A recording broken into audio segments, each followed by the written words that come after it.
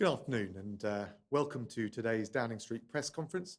I'm joined by Professor Angela McLean, Chief Scientific Advisor at the MOD.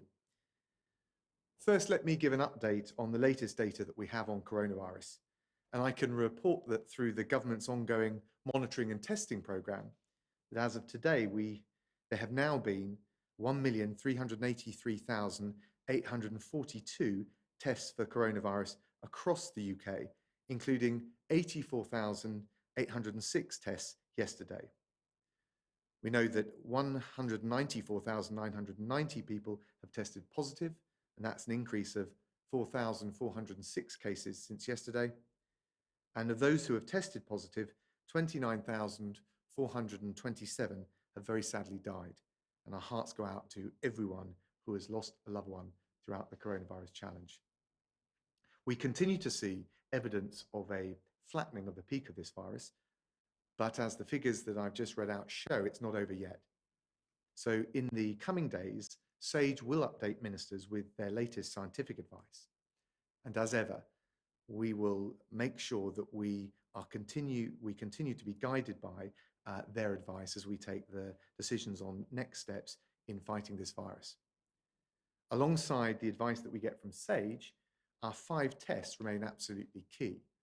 First, we must continue to boost NHS capacity so that the NHS cannot be overwhelmed. Second, we need to see a sustained and consistent fall in the number of deaths. Thirdly, we must see further reductions in the rate of infection to manageable levels across all different settings and areas. Fourth, we must be confident that the NHS will be able to cope with future demands, including as a result of any changes that we make to existing measures or indeed any new measures that we might wish to take. And fifth, and above all, we need to be confident that any adjustments to the current measures won't risk a second peak of infections that could then overwhelm the NHS. Later on this week, the PM will update the country on the measures and the decisions that we will need to take to protect the NHS, to safeguard the economy, and to avoid the risk of a second peak that will be damaging both for public health, but also for jobs and the wider economy. And as we consider the decisions that we will take next to protect life, but also to protect our way of life, it's now clear that the second phase will be different. We will need to adjust to a new normal where we as a society adapt to safe new ways to work, to travel, to interact, and to go about our daily lives. We've never experienced anything like this first stage of COVID-19 in terms of the scale of the lives lost, but also the lockdown that it has required. And as we go forward, we want to make sure that the next phase is more comfortable, is more sustainable, and prevents lasting damage to jobs and livelihoods. But we need to be under no illusions. The next stage won't be easy. And if we're going to protect life and preserve our way of life, as I just said, we must continue to be guided by the scientific advice we receive and make sure the next steps that we take are sure-footed and sustainable. Now, before I hand over to Angela to run through the data slides, I want to provide an update on one further feature that coronavirus as a challenge has thrown up for this country and indeed for the whole world. Whilst the vast majority of people and countries have come together and rallied to this international mission to defeat coronavirus, there will always be some who seek to exploit a crisis for their own criminal and hostile ends.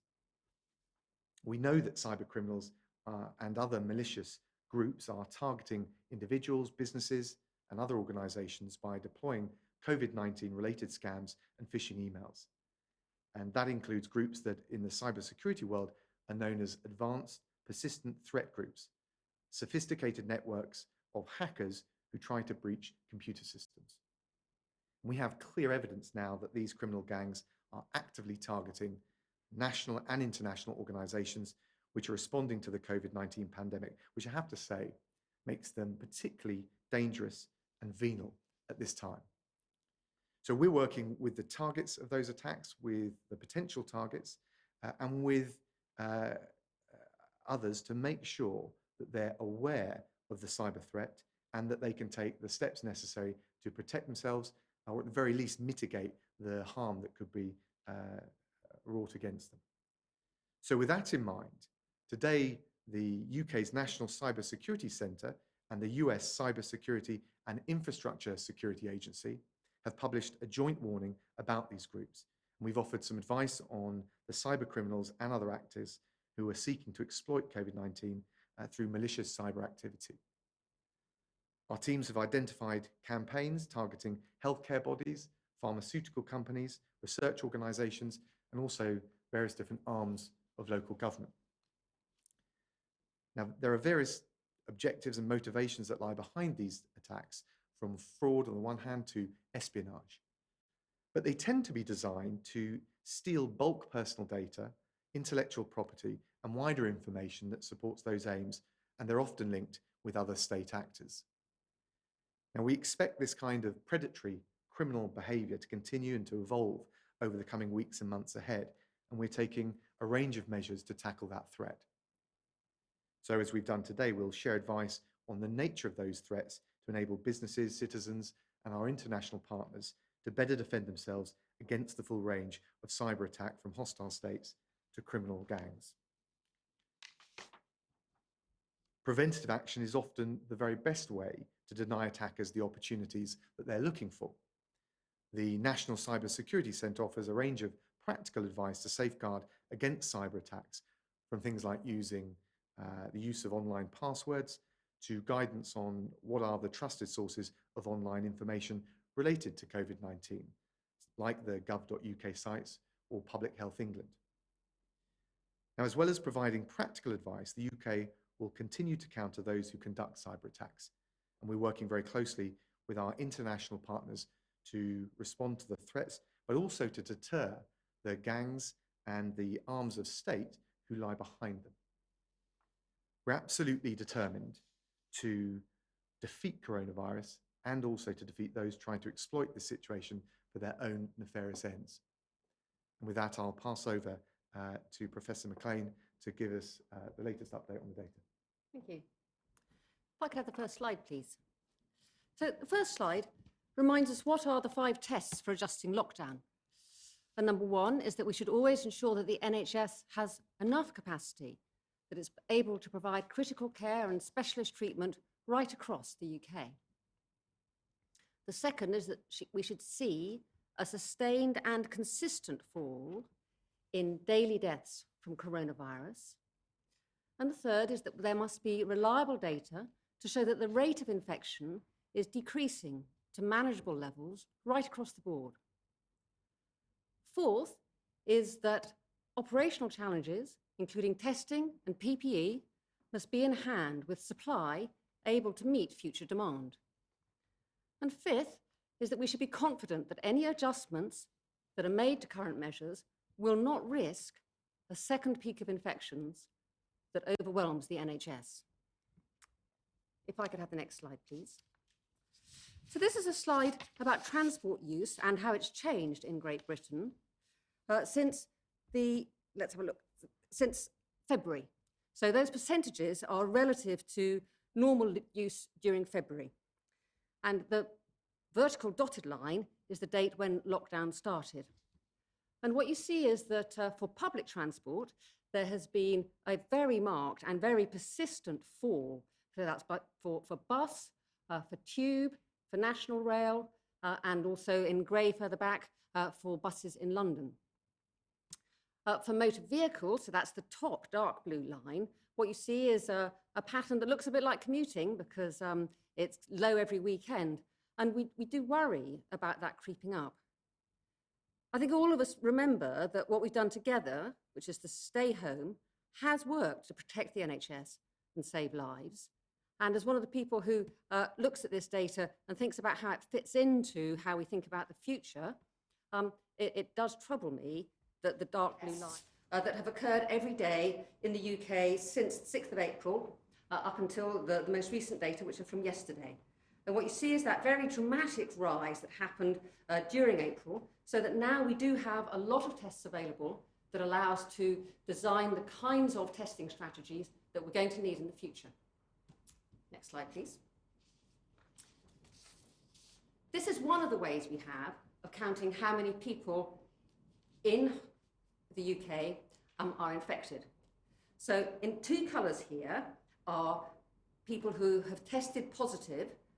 In dark blue are people who are tested by the NHS, and in orange are people whose tests were performed by universities, research institutes and private companies.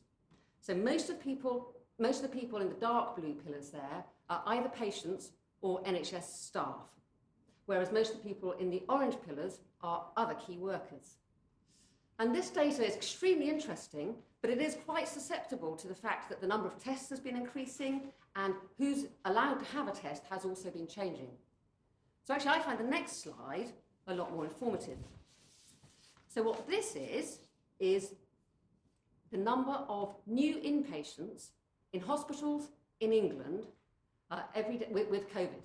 So this is every day since the 20th of March, either in dark blue, an inpatient who was in hospital and got back a COVID positive test, or in gold there, somebody who arrived at hospital having already tested positive. So this is always the same kind of people, and these people were always the top priority to get a test. So in some sense, this is a much more pure data stream than the one I showed you before. And in fact, to my mind at least, makes much more sense. So what you see is that number rising from the 20th of March until it peaks on the 2nd of April. Now, the 2nd of April is about the date we would have expected it to peak, because that's about 10 days after the 23rd of March, when lockdown came in. And then from the 2nd of April, it falls away pretty rapidly. So what this is the inflow into the hospital system of people who are COVID positive. And we watch this number with great care every day. If I could have the next slide. So if that was the inflow into the hospital system, this is the total number of people in hospital with COVID on any given day. So that's really the balance between people who came in and people who left. And so that has a rather smoother pattern and a much slower fall. And what you see is that that peaked around about the 10th or so of April in London, that the peak in London was much higher than everywhere else, perhaps very slightly earlier, and the fall in the number of people in hospital in London has been faster than everywhere else. So much so now, actually, that in the last couple of days, the number of people in hospital in London now exceeds numbers in hospital in the northwest. Next slide, please.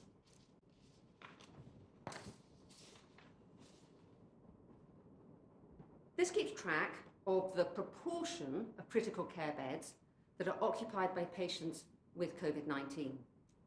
And what you see is that that also has fallen from its peak in early April, now down to less than a third of all the critical care beds being occupied by COVID-19 patients. It's been decreasing for most of the UK over the last 2 weeks, and is beginning to come down to what one might define as more manageable levels. Next slide, please. These are recorded deaths from COVID-19. In blue bars are the actual numbers reported each day. So today, being the 5th of May, we got Monday's figures in. And you can see there's a very regular pattern that numbers at the weekend are always lower than the days subsequently. So that jump from the 4th of May to the 5th of May is something that we would expect. Because this data has such a strong pattern across different days of the week, it makes sense to look at a 7-day rolling average. And that's what the orange line is. And what you can see from that orange line is that the number of COVID recorded deaths is falling and has been falling steadily since the middle of April. Next slide, please. This records registered deaths from COVID-19 by the place where that death occurred. And we've got it for 5 different weeks. And the most recent week for which we have this data is the week of the 24th of April. The grey bars are deaths in hospital. The dark grey bars are deaths in care homes. Pale blue is deaths in one's own home. and dark blue is other places. And what you see is that whilst deaths in hospital have been falling, deaths in care homes in the week to the 24th of April were still rising, to the extent that in that week, deaths in care homes were about half as many as all the deaths in hospitals. I think what that shows us is that there is a real issue that we need to get to grips with about what is happening in care homes. The final slide for today is a comparison of numbers of deaths for different countries. The UK, which is COVID deaths in all settings, is the grey line in the middle there.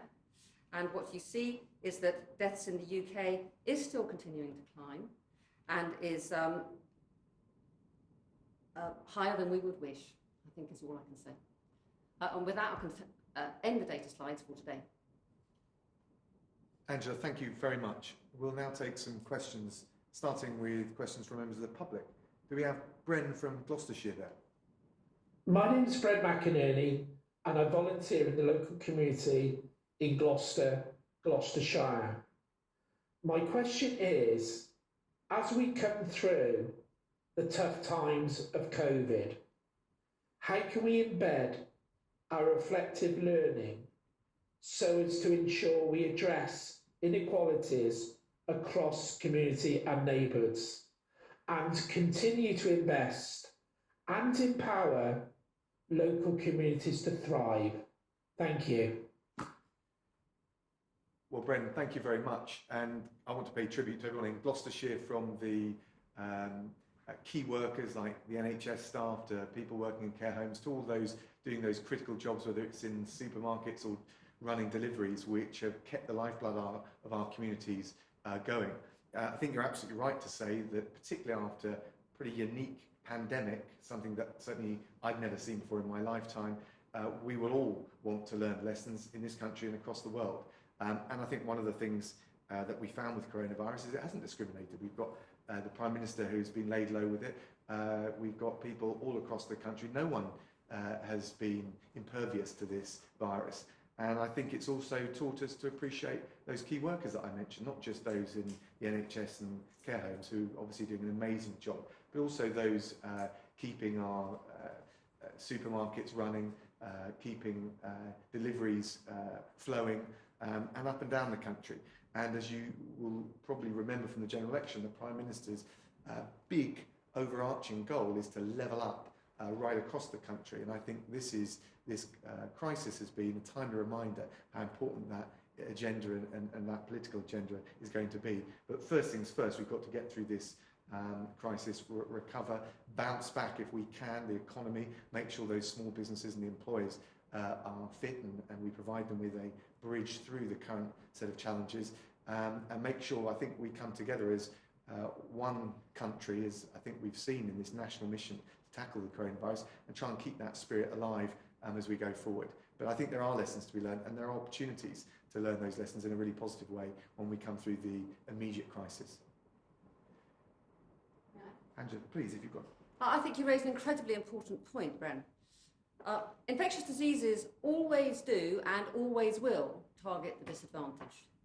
And I think one of the things that we fear as we hopefully bring the incidence of infection, so the number of people who are infected every day, right down to very low levels, is that infection will disappear into parts of our communities that are really, really hard to reach.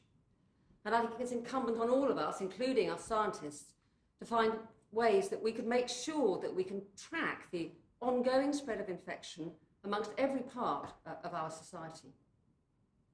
Yeah, thanks, Angela. And I think next up is Jane from West Yorkshire. I think we've got a... Jane from West Yorkshire asks, I'll read this out because we've had this one messaged into us. In respect of the track and trace app, is this something that will work worldwide once travel can begin again? And if not, why was this not embarked upon as a global initiative? I think the reality is we want the app to be focused on the UK, and we want the technology to be tailored to make sure we can deal with the specific challenges that we've got in this country. We've worked with the experts we've got in the National Cyber Security Centre to make sure we've got the greatest protections on things like privacy, And we've got very high standards, both of professionalism but of privacy, as we embark on what will be an unprecedented IT project. And not everyone and not all countries around the world will have the same standards, whether they're tech standards or whether they're privacy standards. So I think it's right to say we should learn internationally about the tech innovation that's going on, but we want to make sure we've got something tailored to UK needs, and we're applying very highest UK standards. Angela, I don't know if there's anything to add to that. All right, thank you, Jane, for that question. We'll go on to ask David Shootman from the BBC, onto the media. David. Thank you very much indeed. Yes, a question about the death tolls, looking at the official figures that you've just announced and comparing them with figures announced this evening by Italy, it does now seem that the UK has had more deaths from COVID-19 than any other country in Europe. If it does turn out that we are the country that's hardest hit in Europe, what's your reaction to that? Well, thanks, David. You're asking me to speculate there. All I'd just say is, first of all, 29,427 lives lost is a massive tragedy, something in this country on this scale, in this way, that we've never seen before. And as I said before, my heart goes out to anyone that's lost a loved one. In terms of the comparison that you're suggesting, I, as the scientists have all said, I can remember Patrick Vallance and Chris Whitty talking about this. I don't think we'll get a real verdict on how well countries have done until the pandemic is over, and in particularly until we've got comprehensive international data on all-cause mortality. But I think there's 2 points that I'd make about the way the UK has approached things. There are different ways of counting deaths. As we know, we've had that debate in this country. We now publish data that includes all deaths in all settings, and not all countries do that, so I'm not sure that the international comparison works unless you reliably know that all countries are measuring in the same way. And it also depends on how good, frankly, countries are in gathering their statistics. And our own Office of National Statistics is widely acknowledged to be a world leader. And one of the reasons we've embraced that is because we want the transparency, because we are confident, we believe that it's only if we get the full transparency that we'll be in the best place to tackle this virus. So I think it is important, but I don't think you can make the international comparisons you're suggesting at this stage. Not, at least, I don't think you can make them reliably. Angela. I would just reiterate, I think we have decided that our measure of how things have gone will be age-adjusted all-cause mortality, because that will capture all kinds of impacts of COVID, not just the COVID deaths. And clearly it'll be important to do what we can to make international comparisons. Everybody knows that making international comparisons in such statistics can be difficult. And it may be that that will take some time to sort out, and this isn't over yet. Dave, do you want to come back on any of that? On another topic, if I may, last week the Prime Minister suggested there may be situations where there could be benefits from the public wearing masks. Does that mean that UK government policy on this has changed? And if it hasn't changed, might the public be forgiven for being a bit confused? Well, of course, you're always trying to tempt us to get one or two steps ahead of the game. The reality is we're considering the sage advice. That advice has been nuanced, if I can say it like that. The evidence is rather finely balanced, but we'll make sure that we consider it very carefully. One of the things we don't want to do is give people inaccurate advice or create false confidence or comfort in masks. And also there's a key difference between masks that, for example, the self-made masks that some people around the world have been encouraged to use, and the clinical masks that we need for the NHS. And we do not want to detract from the supplies of masks and other PPE, frankly, going to the front line in the NHS or care home workers. But the wider advice we'll consider and shortly be saying more. Angela, is there anything you'd add? Nothing to add. Thanks, David. Robert Peston at ITV. Good afternoon. I absolutely accept that it's too early to draw firm conclusions about whether our death rate will be the highest in Europe. But Angela, you just said, when pointing to your own chart of international comparisons, the death toll is higher than we would wish. On the basis of that, we have recently instituted a new system of mass testing, and we're recruiting lots of people to do tracking, tracing and quarantining. Would you hope when this new infrastructure is in place that that death line will track down to nearer Germany and Korea, which have much lower death rates? Because after all, as Chris Whitty said on Friday, we're going to be living with coronavirus possibly forever, and the lethality of coronavirus, it's going to take us months, if not years, to get it down. Well, Rob, let me have a first stab, and then I'll hand over to Angela. I mean, the first thing to say is that the big thing that has helped us flatten the peak is the public's adherence to the social distancing guidance that we've laid out. Not only has that helped reduce the number of deaths there would otherwise have been, they could have been higher, but it's also helped us preserve NHS capacity, which means that we've been able to deal with COVID-19 patients, but also other patients. I think the key is going to be with test tracking and tracing, is going to be the extent to which it gives us the flexibility to transition into a second phase safely, in a sure-footed way and sustainably. And I think that's the key to the test tracking and tracing. Angela. So that last graph that I was showing you is actually cumulative deaths. So there is no way it can go down. The very best that it can do is go flat, because once there are no deaths, it becomes completely flat. And of course, I want it to become flat for the UK as quickly as possible. And the only way other countries could catch up would be if they had more deaths, and I'm certainly not going to wish that on anybody. So I think if as sooner all of these can settle down to flat lines, the better. Rob, do you want to come back with any more? Yeah. But just on that, just do you think mass testing, tracking, tracing is going to be the big initiative that gets that curve to flatten in the way that we all want? Yeah, I mean, I think we're all of us working really hard to figure out if we can do contact tracing in a way that will really start to find all of the infections out there in the community. Find people who have symptoms, get them tested, find good, quick, reliable ways to find the people they've been in contact with and ask them to go into quarantine. That is the strategy that has worked in South Korea. And South Korea is really the place in the world that we can look to and say this worked. It's a large country like we are. They did have quite a big outbreak, actually, that they brought under control with contact tracing. So I think they are a fine example to us, and we should try to emulate what they've achieved. And Rob, I think we need to be really clear about the moment we're at and the relevance and the value of test tracking and tracing.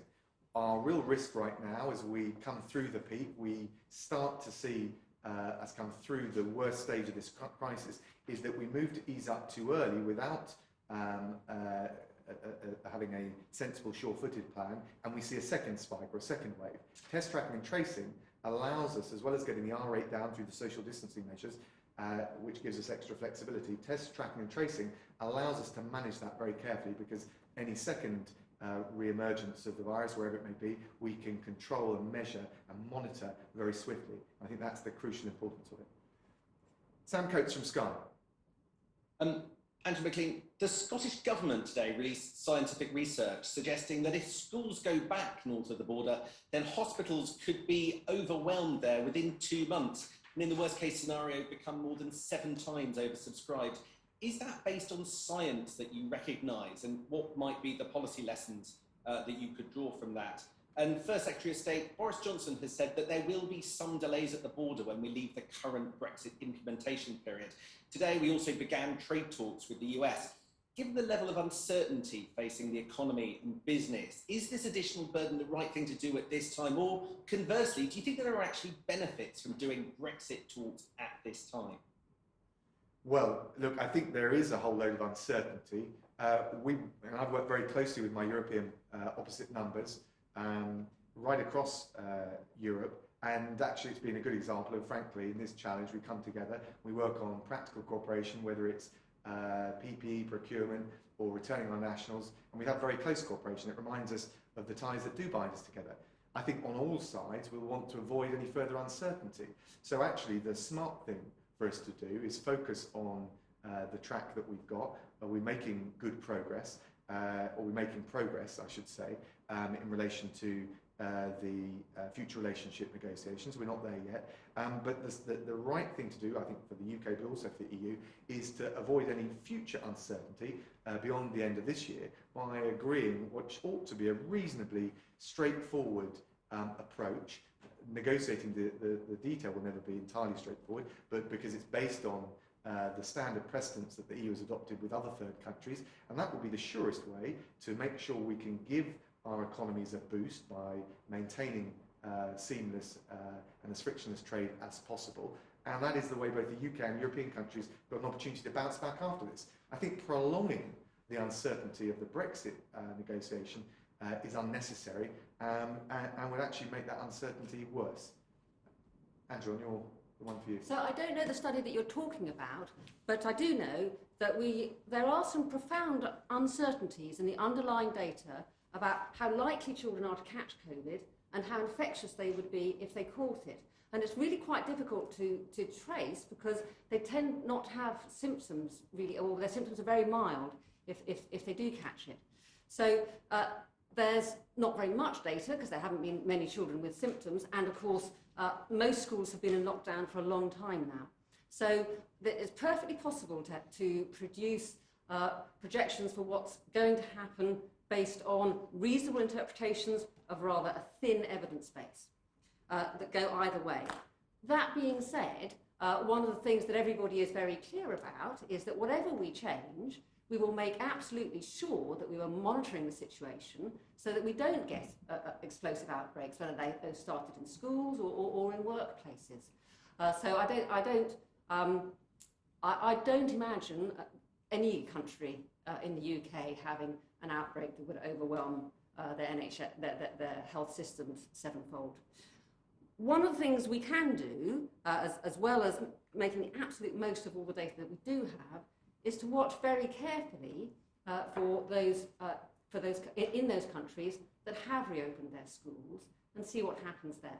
So that's one of the several things we are doing in order to make a decision based on as much science as we can find about what is likely to happen.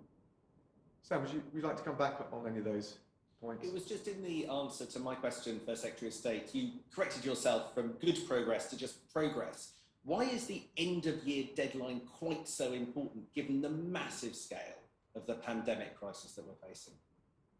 Well, I know that if we talk about the positives of this, there'll be someone somewhere on either side of the channel who will say, "Oh no, it's going terribly." The reality is, progress has been made, and we're confident we can get there.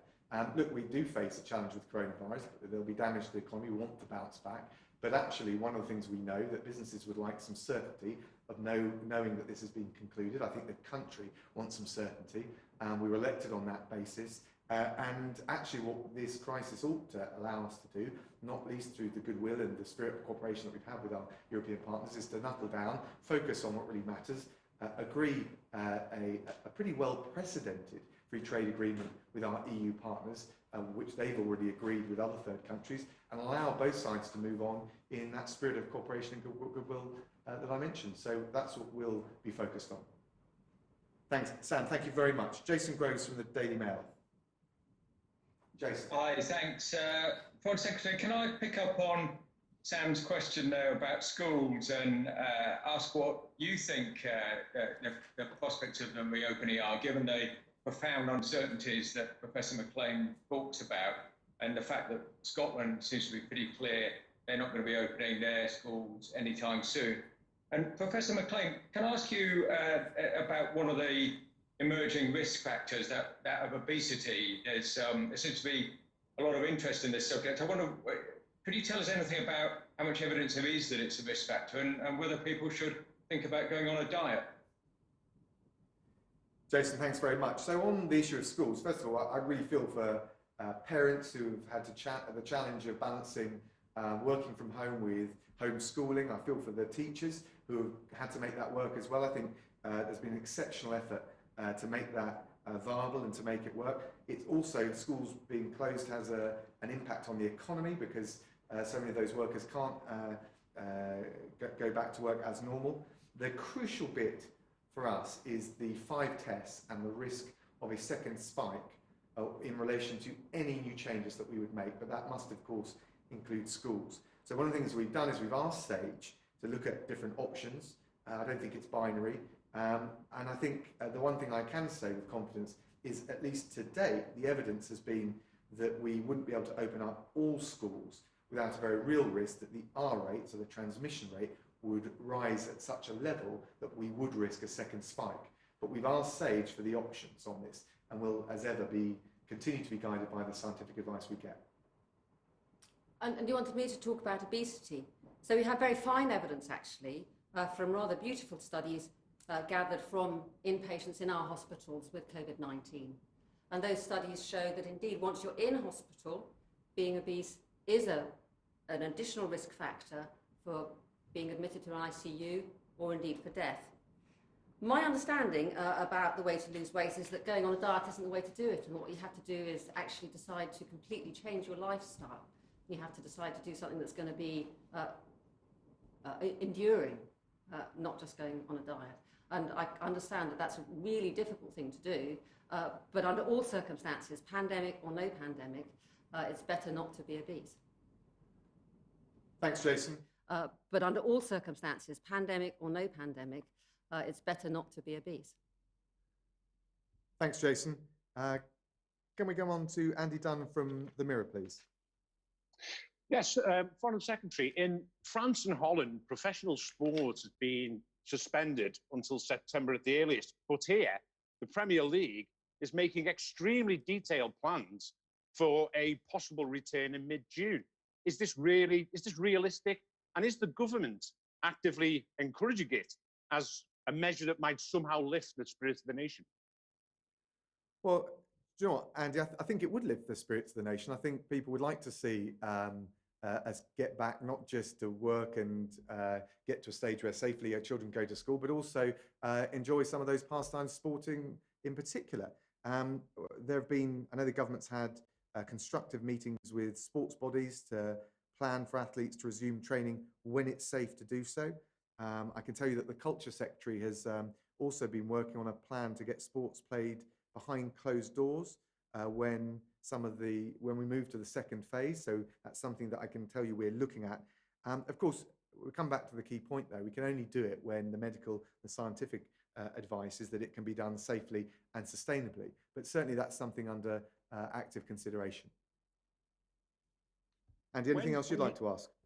Yes. When you say safely, will there always be an element of risk if Premier League footballers or any footballers, any sportsmen go back to playing? And secondly, if we are, as you've now said, professional sports will be behind closed doors, will that be the case until a vaccine is found, whether that be 12 months, 18 months, 2 years? Are we looking at professional sports behind closed doors until that moment?